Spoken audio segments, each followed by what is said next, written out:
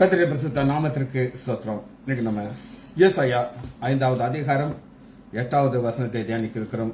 ஏசாயா 5:8 ஜெபத்தோடு இந்த செய்திக்குள்ளே கடந்து செல்வோம்.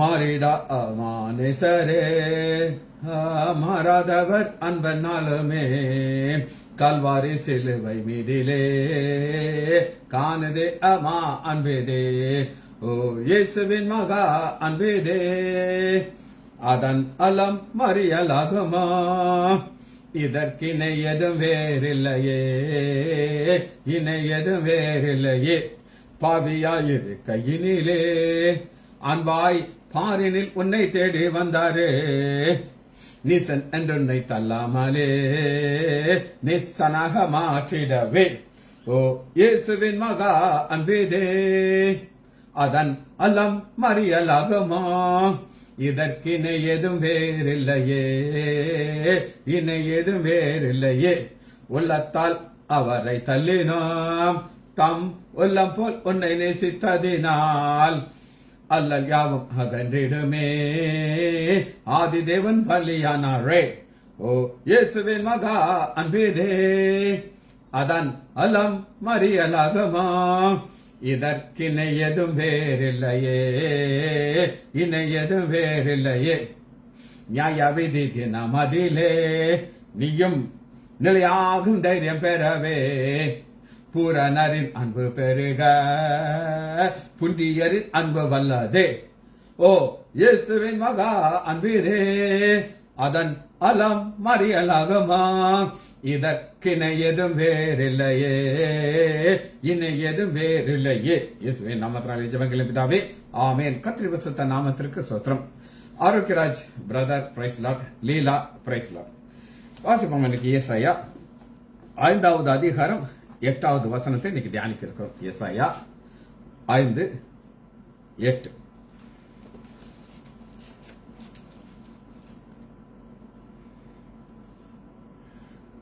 தங்கள் மாத்திரம் தேசத்திலே நடுவிலே வாசமாயிருக்கும்படி மற்றவர்களுக்கு இடமில்லாமல் போக மட்டும் வீட்டோடு வீட்டை சேர்த்து வயலோடு வயலை கட்டுகிறவர்களுக்கு ஐயோ. சரி, இதான் இன்னைக்கு நம்ம இன்னைக்கு தியானிக்க இருக்கிற வேண்டிய வார்த்தை. ஃபர்ஸ்ட் இங்கிலீஷ்ல ஜாயிண்ட் அப்படின்னு வீட்டோடு வீட்டை சேர்த்து, ஒரு வீடு காணாது அடுத்த வீடு ஒன்றா சேர்க்குது. அந்த சேர்க்கிறதுக்கு என்ன வார்த்தைன்னா கொலோஸ்.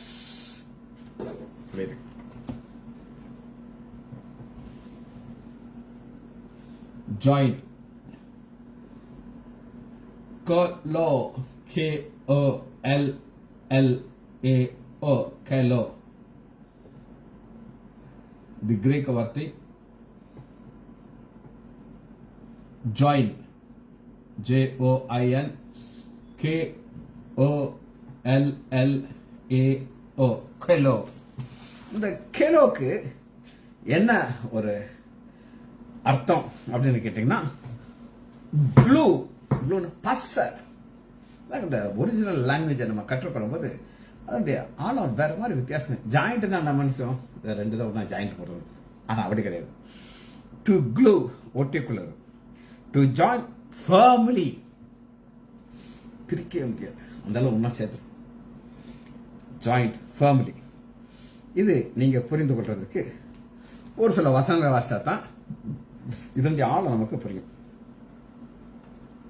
எடுத்துக்கலாமா? லூக்கா 15வது அதிகாரம்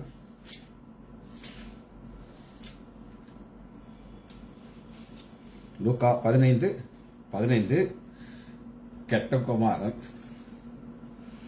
பஞ்சம் வந்துருச்சு, அவன் என்ன செய்தான் அப்படின்னு நீங்க கேட்டீங்கன்னா, அந்த தேசத்து குடிகளிலே ஒரு இடத்திலே போய் ஒட்டி கொண்டான். ஒட்டி கொண்டான்ங்கிற வார்த்தை நான் எத்தனையோ முறை வாசிருக்கேன், பிரசங்கம் பண்ணியிருக்கேன். அந்த ஒட்டி கொண்டான்ங்கிற ஒரு வார்த்தை எனக்கு ஒரு வெளிச்சம் இல்லை. ஆனா அதுக்கு என்னன்னா, ஒட்டி கொள்றதுக்கு என்ன அர்த்தம்னா, போய் நம்ம இதெல்லாம் வேலைக்கு சேர்றதெல்லாம் கிடையாது. நம்ம இதில் வேலைக்கு எத்தனை பேர் வர்றாங்க போறாங்க, போகும்போது நல்ல பேரோட போறாங்க கெட்ட பேரோட போறாங்க, அதுல வித்தியாசமான காரியம். ஆனா க்ளோ ஒன்றா ஒட்டிக்கிறது. சரி, இதுக்கு ஒரு ஆப்போசிட் காரியத்தை நான் உங்களுக்கு காட்டுறேன். க்ளோல ஆப்போசிட் என்ன அப்படின்னு கேட்டீங்கன்னா அப்போஸ்தலர் 5வது அதிகாரம் 13வது வசனம் 5:13 மற்றவர்களில் ஒருவனும் அவர்களோடு சேர துணியவில்லை, ஒட்ட துணியவில்லை. ஏன் அப்படின்னு கேட்டீங்கன்னா அவர்கள் பார்த்து பயம் வந்துடுச்சு. போய் சொல்றாங்க. அனனியா சாப்பிரால் சொன்ன உடனே பேதுரு சொன்ன உடனே அந்த அம்மா செத்து போகுது. அவர் செத்து போயிட்டார். பார்க்கறாங்க, ஐயோ என்ன அது, இப்படி ஒரு வல்லமையான கடவுளுடைய பிள்ளைகளா இருக்காங்க. சேர துணியவில்லை, ஒட்ட துணியவில்லை. சரி, ஆண்டவர் போய் ஒட்டிக்கோ அப்படின்னு சொல்றாரு. போய் என்ன செய்ய, க்ளோ ஆகு அப்படிங்கிறார். வாசிப்போமா?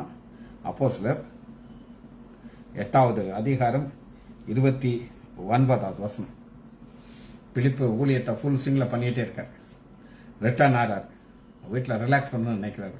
அந்த ஆவியார் சொல்றாரு, வனாந்திரத்துடைய போ அப்படின்னு சொல்லி அவசரப்படுத்துறாரு. 29வது வசனம். அப்போஸ்தலர் 8:29. ஆவியானவர் நீ போய் அந்த ரதத்தோடு சேர்ந்து கொள் என்றது. சேர்ந்து கொள்கிறது ஒட்டிக்கொள்ளும் தான் க்ளோ. பாசா எப்படி ஒட்டுமோ அந்த மாதிரி ஒட்டிக்கணும். சரி, இப்ப நான் உங்களுக்கு கலோ காட்டினேன். இப்ப ப்ரோஸ் அப்படிங்கிற ஒரு வார்த்தை அடிஷன் ஆஃப் PROS ப்ரோஸ். அந்த ப்ரோஸையும் இந்த கிளேடோஸும் சேரும்போது டு ஸ்டிக் ஆன். உங்களுக்கு வசனத்தை காட்டுறேன்.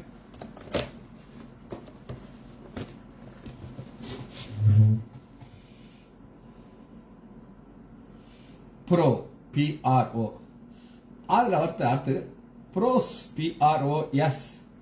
அப்புறம் பாருங்க அதே தான் KOLLAO. அந்த கலோஸ் அதே தான், ஆனா அடிஷனலா ப்ரோஸ் PROS ப்ரோஸ். இது என்ன அப்படின்னு நம்ம பார்ப்போம். ப்ரோஸ் அப்படின்னா என்ன அப்படின்னு கேட்டீங்கன்னா இன்டென்சிவ். இன்டென்சிவ்னா அது கொஞ்சம் பெருசா போறதா இன்டென்சிவ் சொல்றாரு. இது நீங்க புரிந்து கொள்றதுக்கு அப்போஸ்தலர்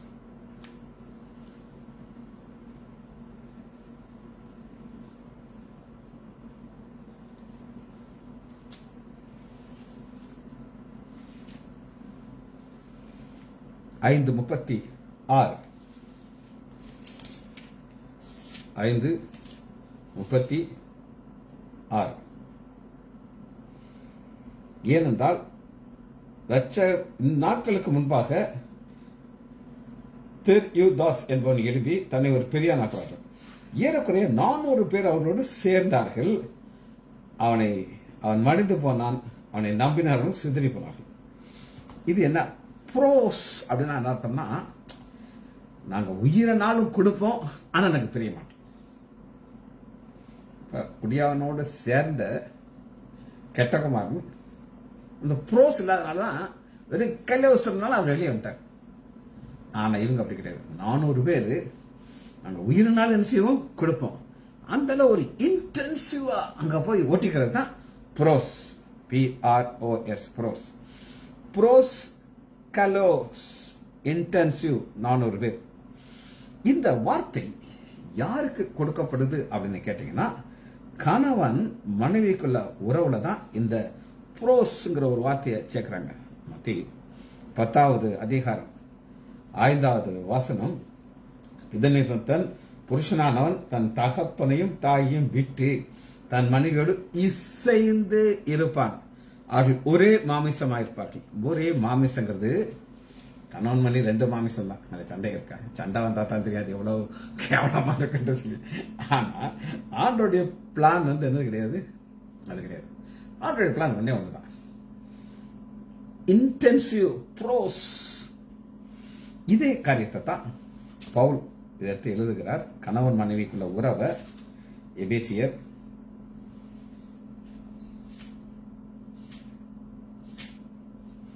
5வது அதிகாரம் 5:31. இது நிமித்தம் மனுஷன் தன் தகப்பன் தன் தாயை விட்டு தன் மனைவியோடு இசைந்து ஏதோ ஒரே மாம்சம். சரி, இதைத்தான் சரி. இப்போ உங்களுக்கு ஒற்றதா காமிச்சாச்சு. அடுத்து ப்ரோட் ஆன், அடுத்த வீடு. இது என்னன்றத முதல்ல உங்களுக்கு நான் காட்டுறேன். ரெண்டும் ஒட்டுறது வேற. முதல் வசனத்தை வாசிச்சா தான் உங்களுக்கு புரியும். வசனம் என்ன சொல்லுது அப்படின்னு நீங்க கேட்டீங்கன்னா, இவங்களுடைய வாழ்க்கையில என்ன செய்யறாங்க அப்படின்னு கேட்டீங்கன்னா, ஏசாயா 5வது அதிகாரம் 8வது வசனத்துல, தாங்கள் மாத்திரம் தேசத்திலே வாசமா இருக்கும்படி மற்றொரு இடம் இல்லாமல் வீட்டோடு வீட்டை சேர்த்து, வீட்டோடு வீட்டை சேர்த்து ஒரு வீட்டுக்கு அடுத்த வீடு. ஒரு நடந்த சம்பவத்தை உங்களுக்கு சொல்றேன். என்னுடைய ஒரு சொந்தக்காரர் கொடைக்கானல்ல நல்லா பெரிய பணக்காரர், கோடீஸ்வரனுக்கு மேல பீடீஸ்வரன். அவருடைய ஒரு பெரிய ஒரு அந்த காலத்துல நம்பர் 1 ஒரு ஹோட்டல் இருந்துச்சு. அந்த ஹோட்டல் பக்கத்துல ஒரு இடம் இருந்துச்சு. அந்த இடம் அந்த ஓனர் வந்து இவங்க வீட்டில் டெய்லி வந்து நிற்பானா, சார் 10,000 ரூபாய்க்கு அதை எடுத்துக்கோங்க சார். அவங்க விரட்டி விட்டுருவாங்க. படா 10,000 கிட்ட இல்லாமல்லாம் கிடையாது, ஆனால் ஓயிடம் எங்களுக்கு என்ன சொல்லுங்க. அவன் வேற யாருக்கோ வித்தா. அவங்களுக்கு பெரிய முள்ளா மாறிடுச்சு அந்த பக்கத்துக்குள்ள இடம். அடுத்தவங்க கேட்டால் கொடுப்பாங்களா? இன்னைக்கு அவர் என்கிட்ட சொல்றாரு, நான் மட்டும் அதை வாங்கியிருந்தேன்னா எனக்கு கீழே இருந்து ரோடு வந்திருக்கும், அப்படியே சொல்லிக்கிட்டே அதை முடிச்சிருச்சு. அந்த அவங்களுக்கு அதை கிடைக்கல. ஆனா ஒரு வீட்டுக்கு பக்கத்துல இன்னொரு வீடுங்கிற ஒரு கான்செப்டை நான் இருக்கிறேன். ஒரு வீட்டுக்கு பக்கத்துல இன்னொரு வீடு. இதை நீங்க பார்ப்போமா? ஒரு வீட்டுக்கு பக்கத்துல இன்னொரு வீடு.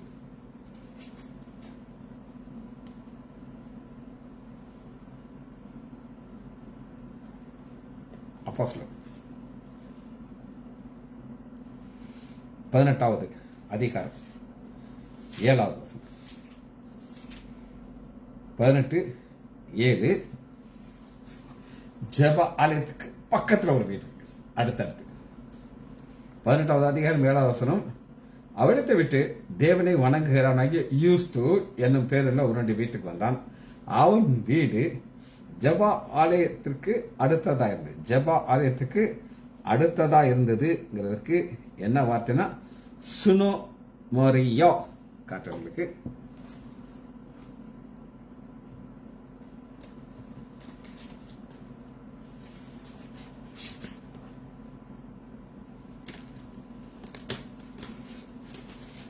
சுனோமோரியோ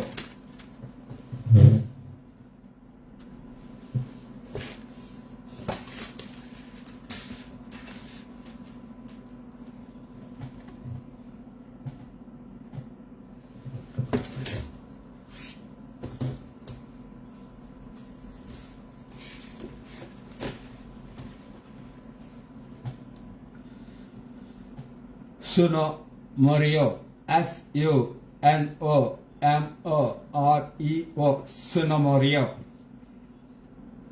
S-U-N-O-M-O-R-E-O, Sunomoria.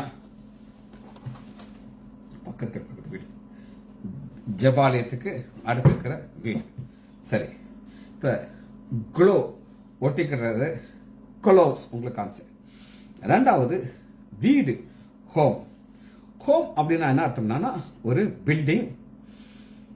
அதுக்கு ஒரு கிரேக்க வார்த்தை பேரேட்.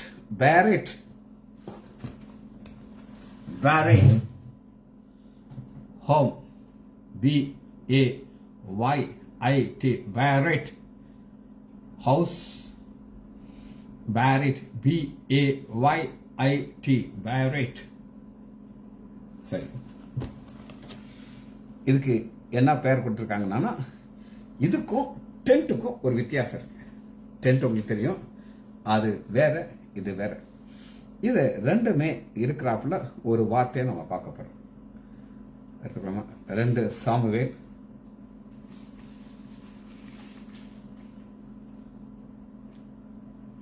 16வது அதிகாரம்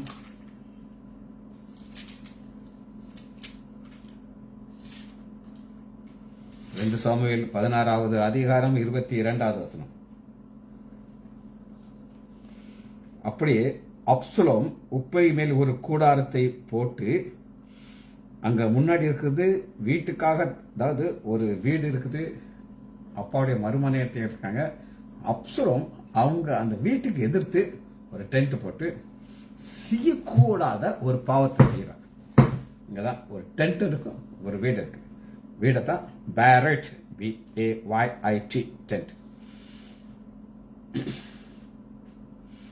இது ஆரம்பத்தில் எங்க பார்க்கலாம்? ஆதியாகமம் 19வது அதிகாரம்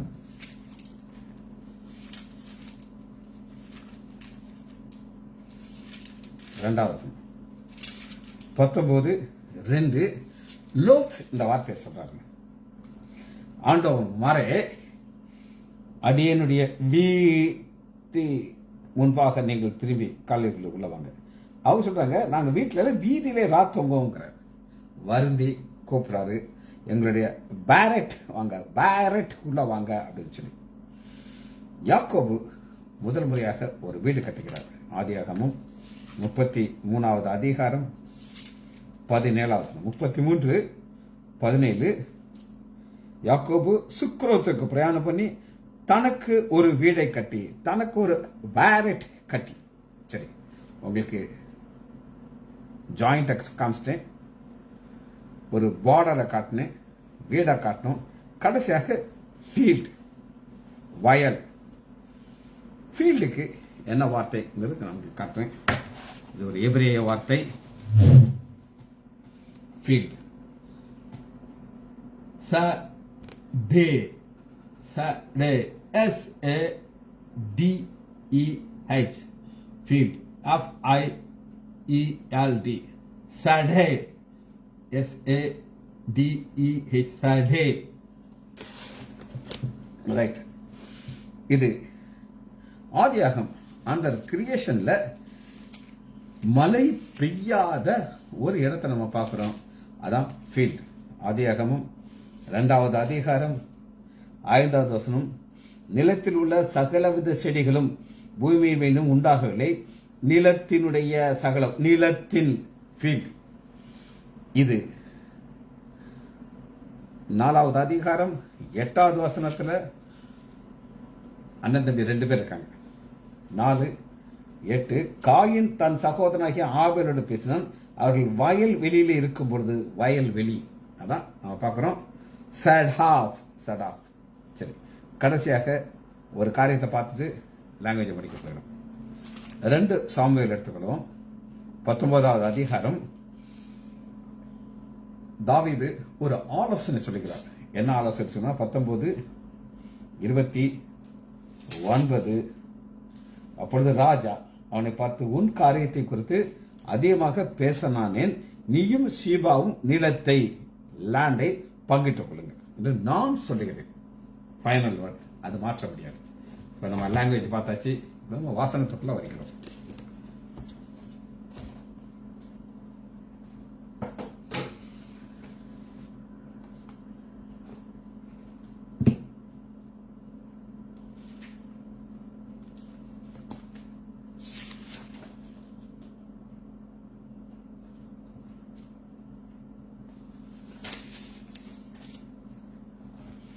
ஐந்தாவது அதிகாரம் 8வது வசனம். இத விளக்கத்தை நம்ம புரிந்து கொள்றதுக்கு ஒரு கேள்வியோடு இந்த வார்த்தையை ஆசைப்படுறோம். முதல் வசனத்தை வாசிக்கிறேன். எசாயா 5:8, தாங்கள் மாத்திரம் தேசத்திலே வாசமாயிருக்கும்படி மற்றவர்களுக்கு இடம் இல்லாமல் போகும் போட்டு வீட்டோடு வீட்டை சேர்த்து வயலோடு வயலை கட்டுறவர்களுக்கு ஐயோ. இது எப்படிப்பட்ட அந்த வீடுங்கிறத எரேமியா மிக அழகாக காட்டுகிறார். எரேமியா 22வது அதிகாரம் டிஸ்கிரிப்ஷன், 22வது அதிகாரம் 13வது வசனம். தனக்கு விஸ்தாரமான வீட்டையும், மற்றவங்களுக்கு இடமே இருக்கக்கூடாது, ஆனா எனக்கு வீடு இருக்கணும், விஸ்தாரமா இருக்கணும். என்னுடைய மனதில் பார்த்தோம், ஆமானுடைய வீடை எனக்கு ஞாபகம். ஆமானுடைய வீடை எஸ்தருக்கு ராஜா அகஸ்வேர் கொடுத்தார். அந்த வீடு இப்படித்தான் இருக்கும், இதோட பெருசா இருக்கும். தனக்கு விஸ்தாரமான வீடையும், காற்று வீசும் விசாலமான மேல்ஹாரிகளையும், கட்டுவான் என்று சொல்லி பலகணிகளை தனக்கு திறந்து கேதுரு பலகைகளை வைத்து ஜாதி லிங்கத்தை வர்ணம் பூசி கலரிங்க. ஜாதி லிங்க வர்ணம் இதெல்லாம் எங்கேயுமே பைபிள்ல பார்க்க முடியாது. அநீதியினாலே தன் வீட்டையும் அநியாயத்தினாலே தன் மேலரையும் கட்டி. Source of income. இப்ப நீங்க இன்கம் டாக்ஸுக்கு ஒரு சோர்ஸ் ஆஃப் இன்கம் காட்டணும். எனக்கு எங்க இருந்து காசு வந்துச்சு அப்படின்னு சொல்லி. அது மாதிரி ஆண்டவர் சொல்லுகிறாரு, சோர்ஸ் ஆஃப் இன்கம் 2 இடத்துல இருந்து உனக்கு வந்துருச்சுங்கிறாரு. அநீதியினாலே வந்த கூலி அநியாயத்தினால் தன் மேலே கட்டி தன் அயலான் செய்யும் வேலைக்கு கூலி கொடாமல் அவனை சும்மா வேலை கொள்கிறவனுக்கு ஐயோ, நீ கேதுரு மர மாளிகையிலே உலாகுற அப்படின்னாலே ராஜாவா இருப்பாயோ. ஆண்டவர் ராஜாவை பார்த்து நீ நடந்தவனா நியாயிருக்கியா? தானியேல பார்க்கிறோம், என் மகிமை பிரதாபத்துக்காக நான் கட்டின மகா பாபிலோன் அல்லவா வந்துச்சு. ஆண்டவர் போட்டு தள்ளிட்டார். இது எப்படி வருது அப்படின்னு நீங்க கேட்டீங்கன்னா, தேவன் இது எப்படி கொண்டு வந்தார், இது என்ன செய்ய போகிறார் அப்படின்னு நீங்க கேட்டீங்கன்னா 16வது வருஷம் தமிழ் வாசிக்கிறேன். எரேமியா 22:16. அவன் சிறுமியும் எளிமையாம் அந்த நியாயத்தை விசாரித்தான், அப்பொழுது சுகமாய் வாழ்ந்தான். அப்படி செய்தல்லவோ கர்த்தர் அறிகிறது. இதாங்க நீங்க வாழ்ற வீடு எப்படிப்பட்ட வீடா இருக்குங்கிற அவசியமே இல்லை. நான் ஒரு வீட்டுக்கு போயிருந்தேன். சித்த விட பெரிய விட நான் என் ஜென்மத்திலே பார்த்த முடியும். அங்க இந்த ராமாயணத்தை அப்படி சித்திரம் மாதிரி அந்த ஊழிய வச்சு செதுக்கியிருக்காங்க. அந்த வீடு ஃபுல்லா. அந்த வீடு கட்டுறதுக்கு 7 வருஷம் ஆச்சு. உள்ள போனீங்கன்னா இங்க இதெல்லாம் டைல்ஸ் இருக்கு, அவ்வளவுதான். ஆனா அங்க கீழே ஒரு நீளமா தண்ணி போகுது. தண்ணினா சீல்டு நடக்கலாம். மேல கீழே மீன் போகிறத பார்க்கலாம். கோல்டு ஃபிஷ் அப்படியே போயிட்டே இருக்குது. இது எப்படி மெயின்டைன் பண்றாங்கன்னு எனக்கு ஒரு 7-8 லேடிஸ் அங்க வேலை பார்த்துக்கிட்டே இருக்காங்க, கூட்டிக்கிட்டே இருக்காங்க. என்ன ஒரு பெரிய ஒரு அநியாயம் அப்படின்னு கேட்டீங்கன்னா, அந்த 2 பொம்பளை பிள்ளை, ஒரு பொம்பளை பிள்ளை நாங்கள் ஃபிங்கர் பிரிண்ட் வச்சோன்னா அந்த டோர் திறக்கும். சும்மாலாம் கிடையாது, சாவியெல்லாம் அதெல்லாம் அந்த மாடல். ஃபிங்கர் பிரிண்ட் வச்சா தான் ஓப்பன் பண்ணும். வீட்டில் இருக்க அழகு அழகு அழகு அழகு. ஆனால் கொஞ்ச நாளைக்கு முன்னாடி கணவன் அநியாயமாக மறித்தார். இப்போ இந்த அம்மா உடைய பொண்ணு சென்னையில் இருக்காங்க. அப்பார்ட்மெண்ட்ல போய் உட்கார்ந்துட்டு இருக்கு இந்த அம்மா. யோசிச்சு பாருங்க. இதெல்லாம் அநியாயத்தின் கூலியில கட்டின வீடை அவங்களால அனுபவிக்க முடியல. ஆனா இங்க என்ன பாக்குற பாருங்க, அவன் சிறுமியும் எளிமையுமானுடைய நியாயத்தை விசாரித்தான், அப்பொழுது சுகமாக வாழ்ந்தான். இது கர்த்தரை அறிகிற அறிவு. இது ஒண்ணுதான் ஆண்டவர் எதிர்பார்க்கிறார். சரி, ஆண்டவர் தன்னுடைய அடிஷனல் பவரை எப்படி காட்டுகிறார் அப்படின்னு நீங்க கேட்டீங்கன்னா, ஆமோஸ் எடுத்துக்கோங்க. பக்கம் 2:1076. ஆமோஸ் 2வது அதிகாரம் 9வது வசனம். 2:9. கேதுரு மரங்களை போல் உயரமும் கார்வாலி மரங்களை போல் உயரமாக எமோரேனை அவளுக்கு முன்பாக அழித்தேன். உயரமாக இருந்த அவனுடைய கனியையும் தாள அவனுடைய வேர்களையும் அழித்து போட்டு, நீங்கள் எமோரியனுடைய தேசத்தை கட்டிக்கொள்ளும்படி உங்களுக்கு நான் எகிப்திய தேசத்திலிருந்து உங்களை அழகா கொடுத்திருக்காங்க. இதெல்லாம் நீங்க இந்த டிஸ்கிரிப்ஷனை நீங்க ரசிச்சு வாசிக்கணும். எமோரியன் அப்படி ஒரு பவர்ஃபுல் ஃபுல்லவா இருந்தான்னு சொல்லி வேதம் சொல்லுங்க. ஆனா அப்படிப்பட்ட அவனை அங்கிருந்து அழிச்சு உன்னை வச்சா நீ என்ன செய்யற அப்படின்னு கேட்டீங்கன்னா, எனக்கு வீடு, ஒரு வீடு காணாத இன்னொரு வீடு, இன்னொரு வீடுல இன்னொரு வீடு இப்படி கட்டிக்கிட்டே போறேன். அவனுடைய கோபம் அங்க வருது. 10வது வசனத்தை வாசிப்போம். 10வது வசனத்தை அவங்களுக்கு வாசிட்டு, வழி நடத்தி உங்கள் குமாரர்களை தீர்க்கதரிசனம் எழுப்பினேன், ஆனா நீங்க அதை அக்செப்ட் பண்ணலைங்கிறார். 16வது வசனத்தை வாசிக்கிறவங்களுக்கு, பலசாலிகளுக்குள்ளே தைரியமானவன் அந்நாளே நிர்வாணியாக ஓடிப்படுறது கத்து. இந்த நிர்வாணிகள் ட்ரெஸ் இல்லாம கிடையாது. என்னன்னா என் உயிர் போனாலும் பரவாயில்ல அங்கே இருக்கிறவங்க. அதுதான் ஒரு ஓட்டம். சரி, இன்னொரு சம்பவத்தை நம்ம பார்ப்போம். மீகா பக்கம் 10:7-6. 2வது அதிகாரம் 2வது மீகா. வாயில்களை இச்சித்து பறித்து கொண்டு வீடுகளிலே வீடுகளை இச்சித்து எடுத்துக்கொண்டு புருஷர்களையும் அவன் வீட்டையும் மனுஷருடைய அவன் சுதந்திரத்தையும் ஒடுக்கிறவர்களுக்கு ஐயோ. ஆகையால் கர்த்தர் நான் இந்த வம்சத்தாருக்கு விரோதமாக தீமையை வருவிக்க நினைத்தேன். இது நடக்குமா? ஏன் என்னுடைய ஒரு சொந்தக்காரர், அவரு பெரிய பிரில்லியன்ட் கோடீஸ்வரன் கோடீஸ்வரன் கோடீஸ்வரன். ஒரு நாள் எங்கிட்ட அவர் சொல்றாரு, மாப்பிள்ள ஏதாவது ஒரு வில்லங்கமான ப்ராப்பர்ட்டி வந்தா நான் டக்குன்னு அதை வாங்கிடுவேன். என்னம்மா சொல்றீங்க? எனக்கு சட்ட நுணுக்கங்கள்லாம் தெரியும். இந்த 2 பேரும் சண்டை போட்டுட்டு இருக்காங்களா, ஒருத்தனை பிடிப்பேன், அதை அடிச்சு வாங்குவேன், ஜட்ஜே அசந்துருவார். என்ன இவ்வளவு அழகா பாயிண்ட் கொடுக்குறீங்களே. ஆனா நடந்தது என்ன அப்படின்னு கேட்டீங்கன்னா, அடுத்த தலைமுறை ரோட்டுக்கு வந்தாங்க.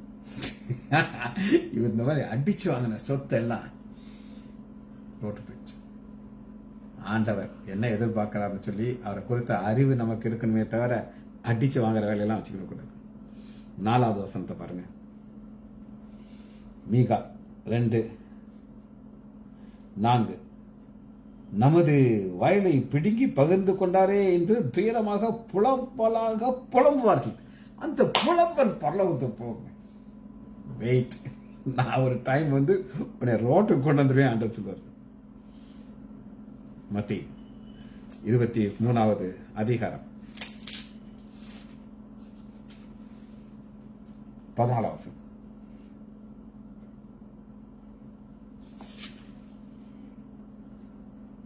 பார்வைக்கு நீண்ட ஜபம், ஆனா உள்ள என்ன சொல்லுது அப்படின்னா, விதவைகளின் வீடை பட்சித்து போடுவேன்கிறார். வாயிலை குறித்து ஒரு வசனத்தை நான் உங்களுக்கு காட்டுறேன்.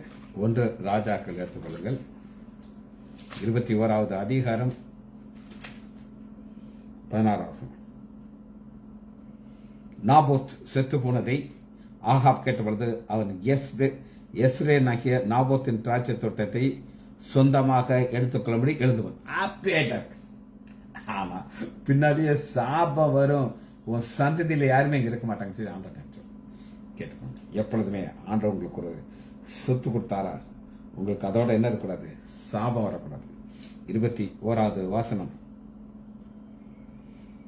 நான் உனக்கு பொல்லாப்பு வர பண்ணி உன் சந்ததியை அழித்து போட்டு, சந்ததி இல்லாம ஆண்டவர் ஆக்கிடுவீங்கிறார். சரி, கடைசி ஒரு வசனத்தை வாசி நம்ம முடிக்க போயிடும். எசேக்கியேல் 11வது அதிகாரம்